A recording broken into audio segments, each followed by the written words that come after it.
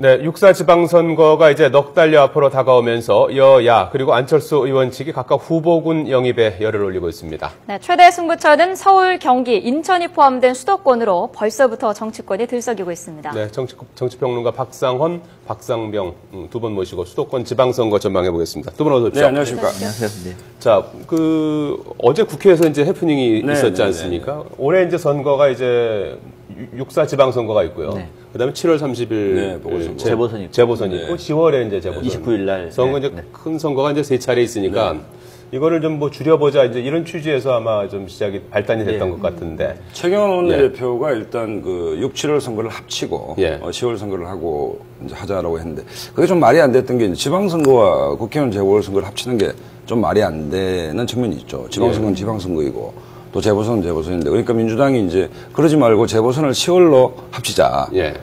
이 두 발언의 취지는 좀 비용도 줄이고 또 1년에 선거 세 차례가 너무 많으니까 좀 이렇게 낭비적 요소가 있다라고 했는데 민주당이 다시 뒤집었죠. 이제 이게 잘못하면 지금 기초단체장 의원 폐지 정개특위 해야 되는데 이게 새누리당이 물타기 하고 있는 거 아닌가 뭐 이렇게 본 것 같고 그래서 좀 뒤집으면서 좀 스타일을 약간 민주당이 구겼습니다. 어제 구겼는데 뭐 어찌됐든 뭐 현행대로 가는 걸로 지금 뭐 민주당이 반대하면 방법이 없으니까. 새누리당 입장에서는 사실 이번 박근혜 정부의 첫 전국 선거고 끝나고 난 다음에 50일 뒤에 재보선이거든요. 그것도 지금 열 몇 군데입니다. 기본적으로 예상되고 있는 것이 이건 미니 7월 재보선이 그렇습니다. 뭐 최소 10군데 이상은 됩니다. 미니 총선이거든요. 또 지역도 수도권을 비롯해 전국 다 있어요. 새누리당 입장에서 보면 부담스러운 거예요. 큰 선거가 두 번이나 두 분 다 정권 심판 얘기해버리면 어떡합니까? 상당히 부담스럽기 때문에 매도 한 번에 받는 게 좋다고 아예 한꺼번에 몰아서 하는 게 좋겠냐는 생각을 가지고 뭐 꼼수를 폈는데 그게 논리적으로 가지 안 맞는 게 방금 박상환 박사 말씀하신 것처럼 성격이 전혀 다른 선거고 차라리 그렇게 할 바에는 걸 정부 끌라고 얘기하면은 재보선을 10월로 뒤로 미는 게 훨씬 나은 거죠. 그러다 보니까 이제 민주당에서도 그러면은 큰 선거를 두 번 한 번 정권 심판 해봐가지고 뒤로 묶었는데 그러나 원칙론이 발목 잡은 겁니다. 무슨 선거라도 그렇게 하느냐. 안철수 의원 쪽에서도 꼼수다 얘기를 해버리고 김한길 대표가 또 브레이크를 걸었어요. 결국은 없던 일로 됐는데 그게 꼼수 정치고요. 돈이 많이 든다라고 하는 얘기는 저는 그건 동의하지 않습니다. 물론 돈은 들죠. 민주주의에는 적절한 비용이 드는 겁니다. 정 돈이 든다고 얘기하면요. 재선거를 유발시킨 정당에서는 후보를 안 내면 됩니다. 후보를.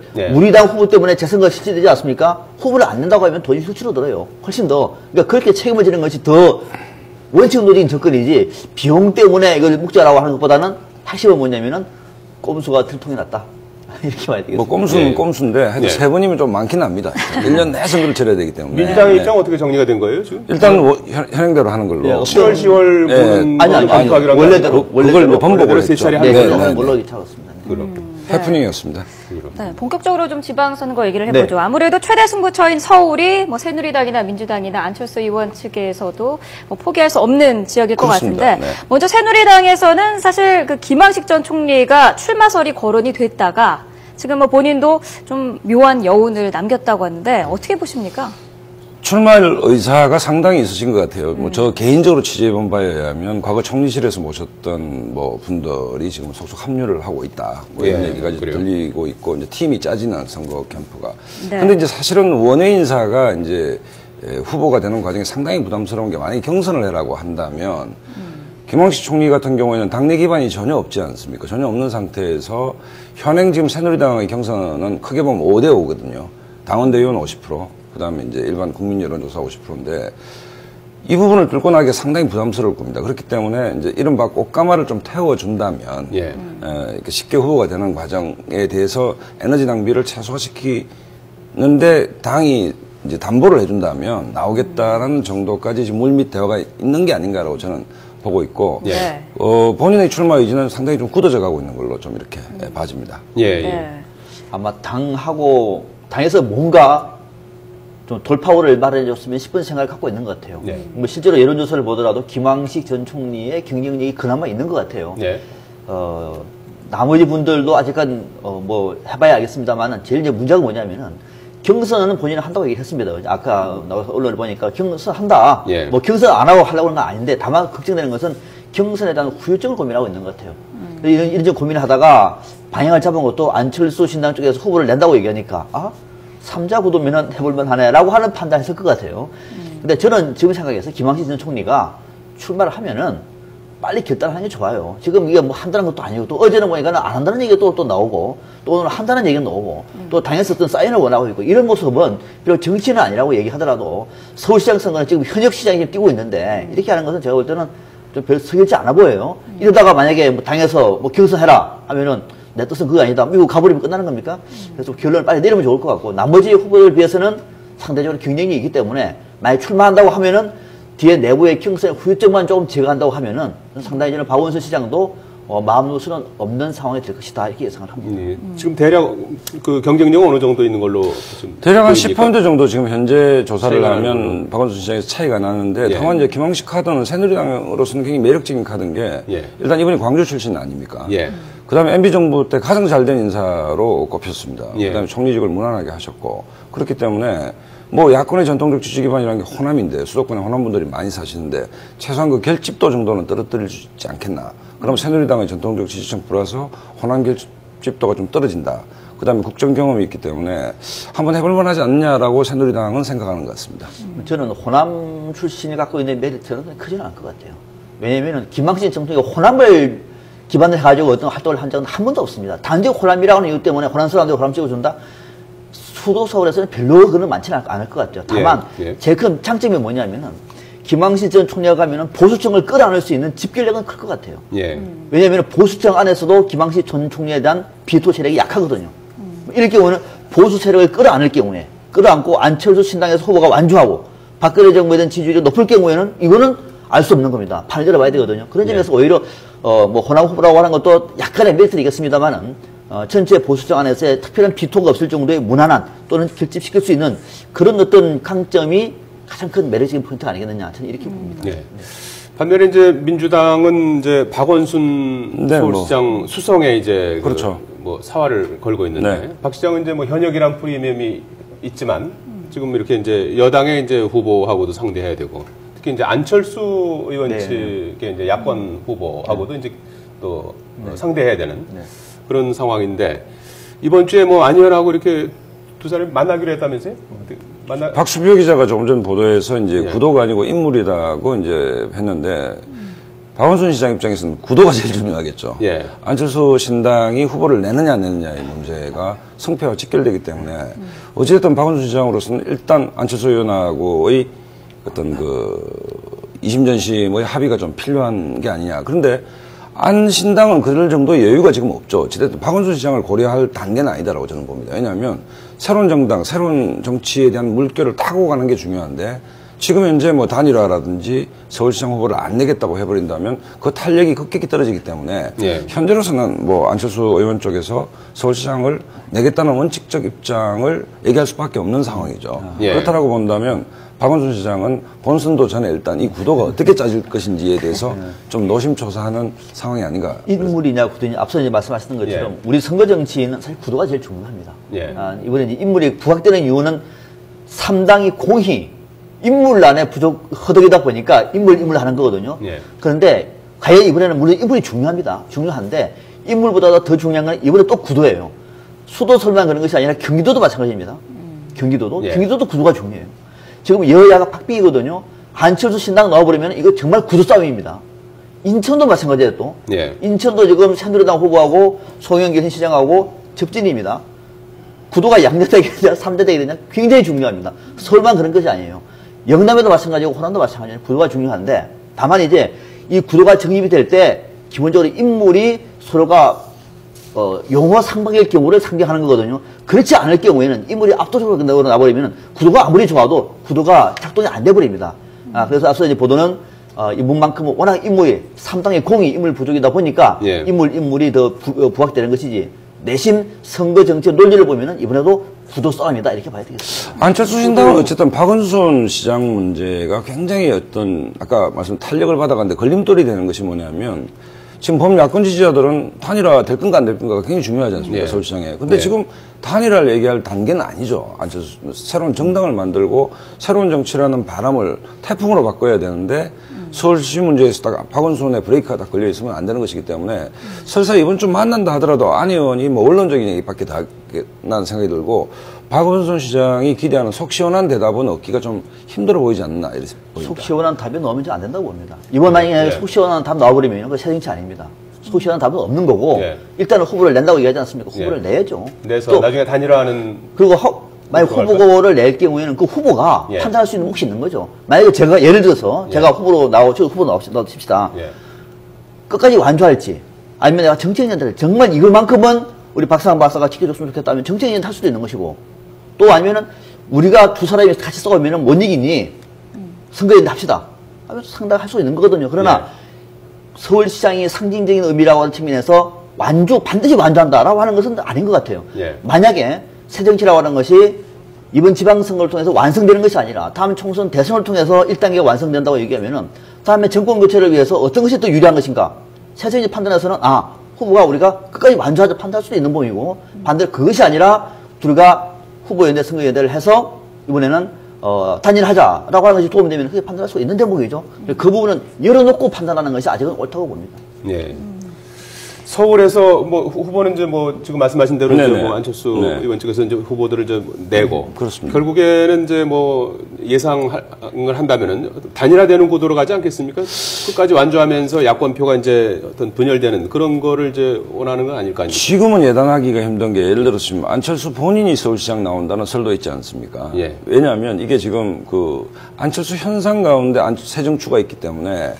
이 현상이라는 것이 아까 말씀드린 이 바람을 태풍으로 바꿔야 되고 이게 구체적인 현실에서 안착시키려면 굉장히 지난한 과정이 있는 것이거든요. 그렇다고 본다면 현재로서는 어쨌든 단일화 논의는 안철수 신당 과정에서 굉장히 어떤 그 추동력을 떨어뜨리는 논의다라고 안철수 캠프 내부에서 판단하는 것 같아요. 그렇기 때문에 당장은 계속 가는데 당장 지금 이제 안철수 새정추 입장에서도 후보가 마땅치 않습니다. 지금 서울시장에 낼 만한.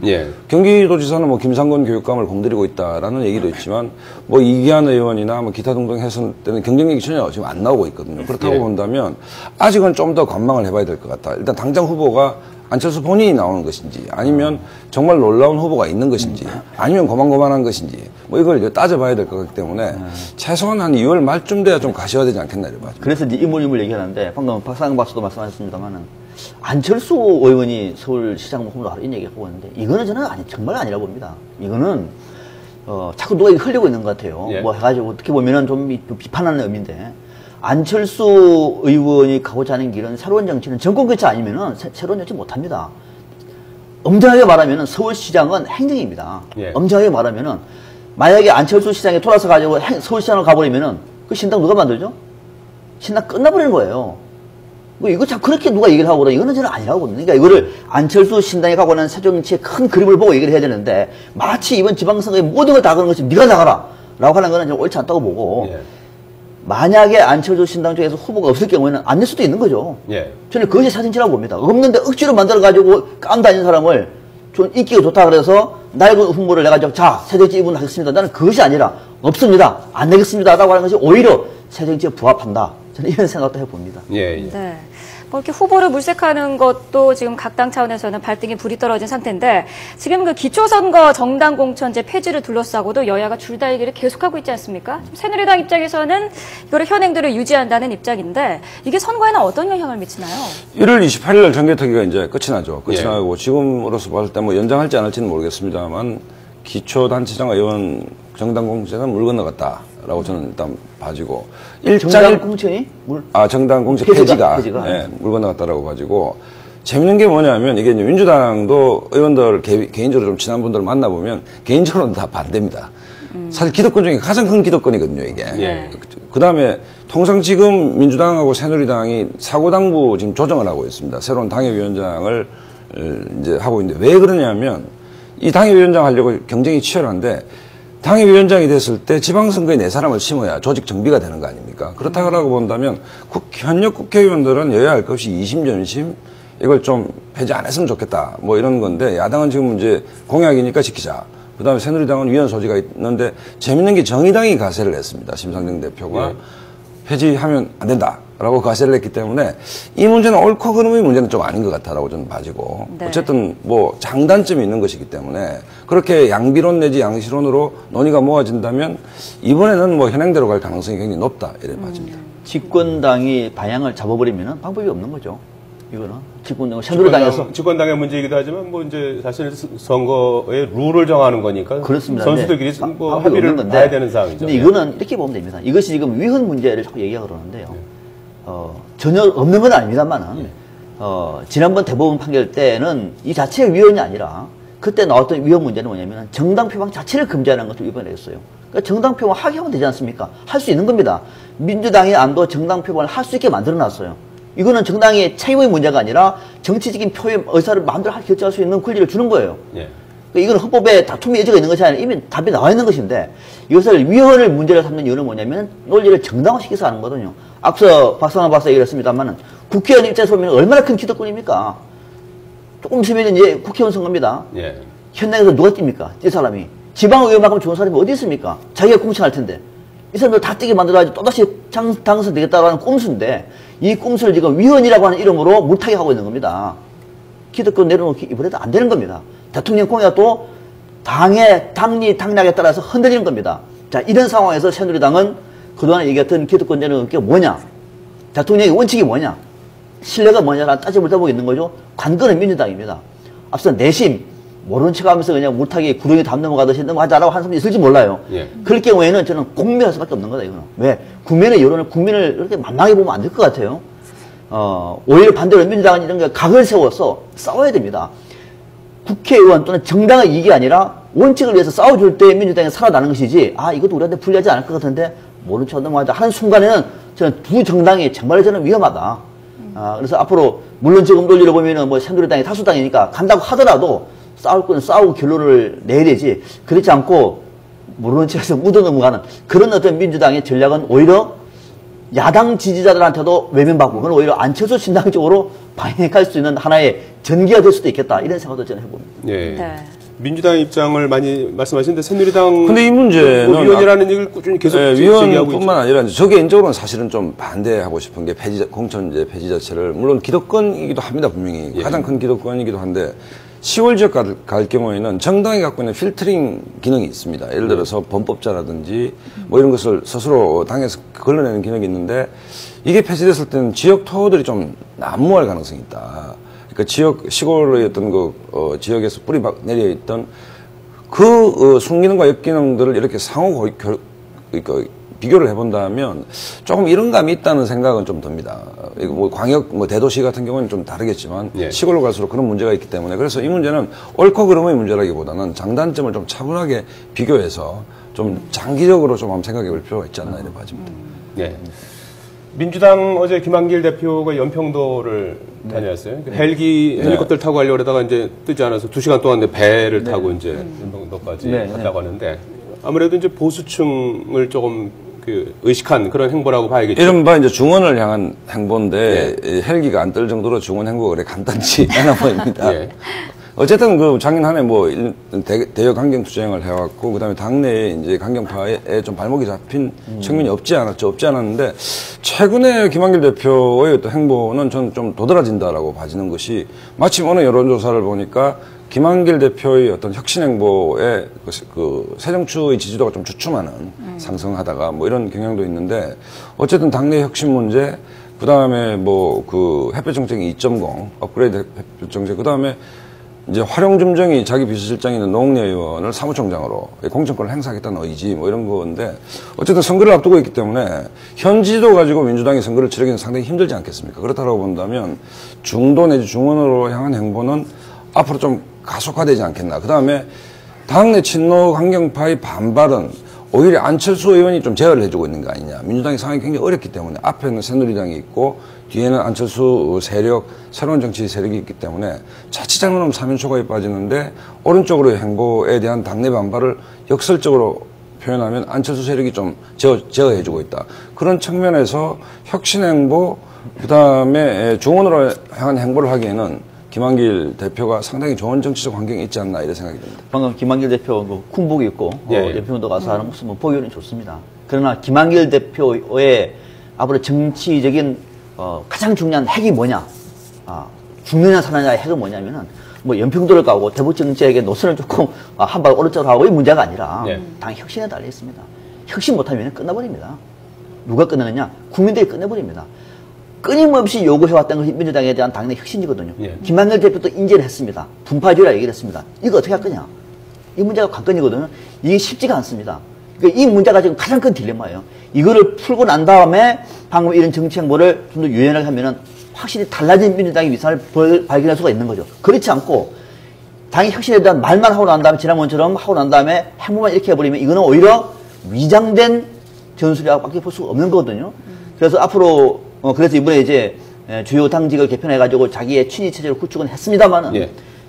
하고 난 다음에 지방선거 앞두고 당의 혁신이 어떻게 할 거냐 여기에 따라서 민주당의 운명, 김한길 대표 체제의 운명이 달려있다. 그래서 오늘 뭐 군복을 입고 또는 대북 정책에 노선한 것도 물론 좋습니다만은 관건은 이것이 아니라 당 혁신 어떻게 하는지 한번 지켜보자. 여기에 존망이 달려있다. 이렇게 보시면 되겠습니다. 예. 네.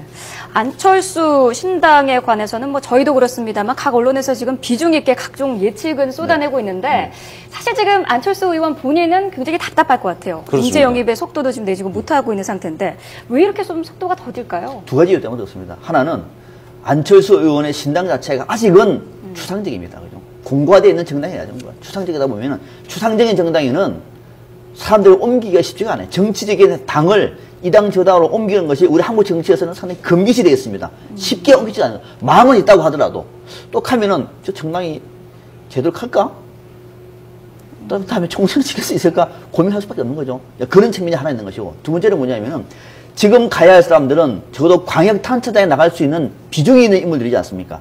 이런 인물들 같은 경우에는 안철수 신당에 딱 맞아 떨어져서 던질 수 있는 사람이 많지가 않아요.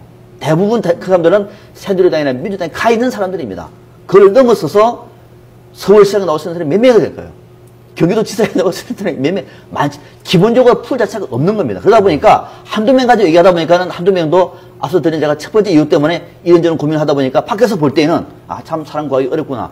오죽했으면 새누리당도 이제 구하기 어려운데 새누리당이 국회의원이 과반이 되는 정당도 그러는데 한두 명 있는 정당이 얼마나 어렵겠습니까? 그런 것들이 우리 국민들한테 전달되다 보니까 참 사람 구하기가 참 어렵겠구나. 안철수 신당도 이렇게 지금 보고 있는 겁니다. 문제는 이제 정치인 또는 자연인 안철수 개인의 문제라는 느낌을 지울 수가 없는 것이 뭐냐면 오늘 김부겸 전 의원이 이제 대구시장 출마를 하겠다면서 한일간지하고 뭐라고 얘기를 했냐면 안 의원의 새로운 정치에는 찬성을 하나 민주당적을 버리는 것은 정치를 희화화시키는 것이다. 뭐 이런 얘기 했는데 제가 알기에는 김부겸 의원, 뭐 새누리당의 원희룡 전 의원 등등에서 상당히 물밑에서 공을 들인 걸로 알고 있거든요. 결렬이 됐는데 이른바 유기내하고 안철수 의원하고 이제 여러 가지 뭐 몇 번 협상을 한 걸로 저는 알고 있습니다. 그 다음에 김성식 전 의원, 박성숙 전 의원은 대선을 같이 한 인물 아닙니까? 아직도 좀 멀리 있습니다. 그렇다라고 본다면 자연인 혹은 정치인 안철수 의원의 흡입력에 좀 문제가 있는 거 아닌가라는 측면을 지적하는 분들이 많이 있습니다. 네. 조금 더 역시 인물난에 좀 허덕이고 있는 것 같고 안철수 의원이 내공이 어느 정도 좀 세지는지를 좀 지켜봐야 될 대목이 아니냐 이런 거죠. 만약에 지금이 지방선거가 아니고요. 총선이라고 칩시다. 예를 들어 지금 총선 때다. 그리고 안철수 신당은 이미 구축이 돼가 지금 활동하고 있다. 라고 하면 다른 판단이 나오는 거죠. 할 수 있는 거죠. 그런데 지금은 지방선거입니다. 정당이 안 돼 있습니다. 그래서 민주당의 당적을 갖고 있는 사람이 쉽게 그 당을 옮기는 것은 설사 떨어지는 한이 있더라도 쉽지 않은 것이고 김부겸 의원 같은 경우는 전 의원은 그런 고민을 했던 거거든요. 그러나 이번 지방선거 결과에 연연해 하지 않고 창당을 해서 다음 총선 때가 되면은 충분히 달라질 수가 있다. 그래서 저는 오히려 환경적인 탓이 더 크다 저는 보고 있습니다. 네, 알겠습니다. 자, 정치평론가 박상원, 박상병 두 분 모시고 수도권 지방선거 중심으로 분석을 해봤습니다. 두 분 고맙습니다. 고맙습니다. 네.